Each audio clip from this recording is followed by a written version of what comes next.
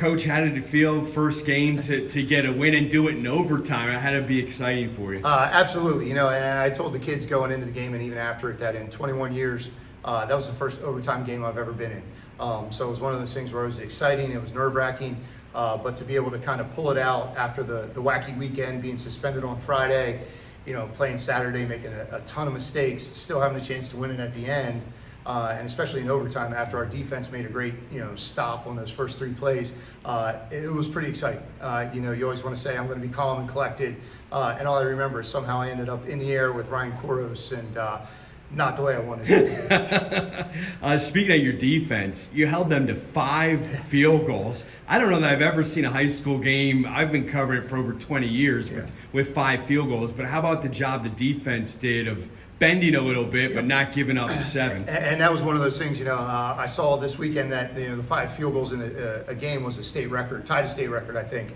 And kids are like, man, that stinks. But that's 5 times that they weren't able to score a touchdown. And their one touchdown was on a short field that our kickoff return gave up.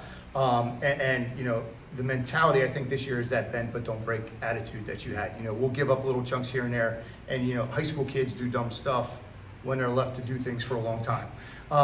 So if you make a team go on a 10, 12, 13 play drive, at some point you're going to be able to make a play. And that's kind of where we're at this point, that we'll give you a little but not a whole lot. You don't see a lot of freshmen starting at quarterback at the varsity level. What did you think of Mr. Myers? Yeah, and in reality, our program has been prone to start freshmen, partly out of necessity and partly because we've had good kids. Dom and Trey both started as freshmen, so it's not unheard of. Evan Johnson is starting at corner for us, who's a freshman as well. But for a kid to come in and play as calm and collected as he did was impressive. Being a coach's kid, I think, helps a little bit, but he just kind of understands the game. And the play calling to throw that deep ball to begin with was partly, let's get him a little bit settled down, and if we're lucky, he hits it and we score a touchdown. If not, he's going to take his first hit and we'll be good to go the rest of the game. But no, again, to be able to come out, I think he was 8 for 11, a touchdown, a couple good decisions, a couple good runs. It's a good sign moving forward. You have Dom and Trey. They're guys, I think they've been in high school for about 15 years now. It seems like that. Yeah. Dom's toughness has always impressed me for a back who's certainly not the biggest kid out there. What do you like about his running style and what he brings to the team? And you kind of said it, his toughness. He's not a kid. You look at him, he's small in stature, but he's willing to run between the tackles. He rarely goes down on the first hit. And again, all the yards that he's gained haven't been easy yards. And it's one of those things where I always say to myself, I don't want to give him the ball as much as I do, but then you look up and he's got 200 yards and 22 carries, and if it isn't broke, don't fix it. So you give it to him a little bit more. And then, last year versus Hamburg, I think it was 35 carries for 358 yards. You don't realize it because he doesn't say anything. He's just like, give me the ball, give me the ball. And Trey has started to get that way now too, especially with us trying to figure out different ways to get him the ball. And I think you saw on Friday night, he had some success carrying it as well. And moving forward, those 2 guys are going to be big parts of where we're going to go this year. 35 carries is a month for some running backs. Now, to run it, the guys up front have to do a good job. And you have some big kids on that offensive line and some returning starters. Tell me about that group. The size is probably the biggest since the first year we were here in 2016. Cody Baker, who's our left tackle, is probably 280, 290. Ryan Koros, our guard, I think sits around 240. Noah Rome is about the same. Paul McClune, 220. And then Sam Donald's about 220, 225, which is not huge, but it's big for us. And we're still young. Those 3 guys on the right side are all sophomores, anchored by 2 seniors, which is helpful. But we're getting there. Those guys did a great job, and they have all those guys for the last couple of years, and they kind of go unsung. But again, without them, Dom doesn't get 358. He doesn't set all sorts of rushing records. So those guys deserve a ton of the credit as well.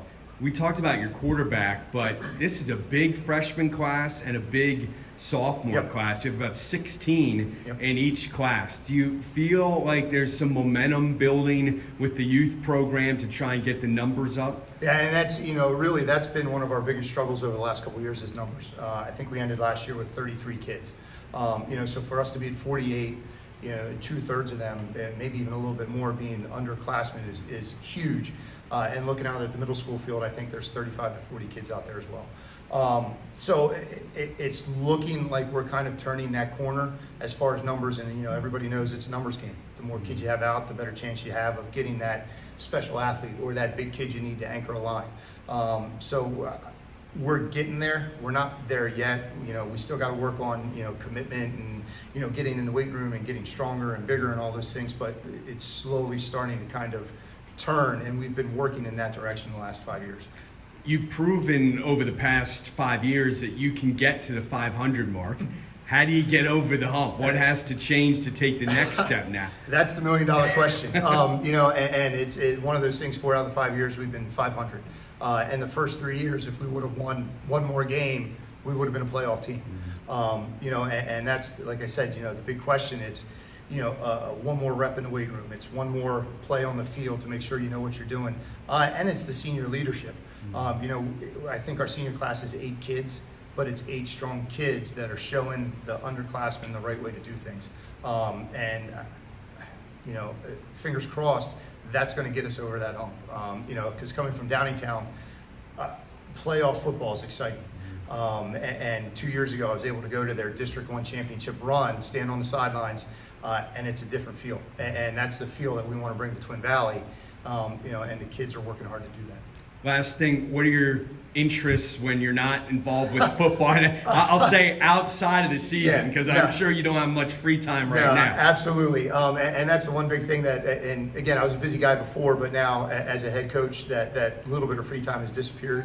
Realistically, I'm an outdoors guy. I like being outdoors. My oldest son was a runner all through high school. We just dropped him off at college 2 weeks ago. So it was a lot of cross-country meets, a lot of track meets. My youngest son, who's now actually a freshman, who's playing for us, is a baseball guy. So sitting at baseball tournaments on a Saturday and a Sunday, it's relaxing. I don't have to worry about coaching. I don't have to do anything.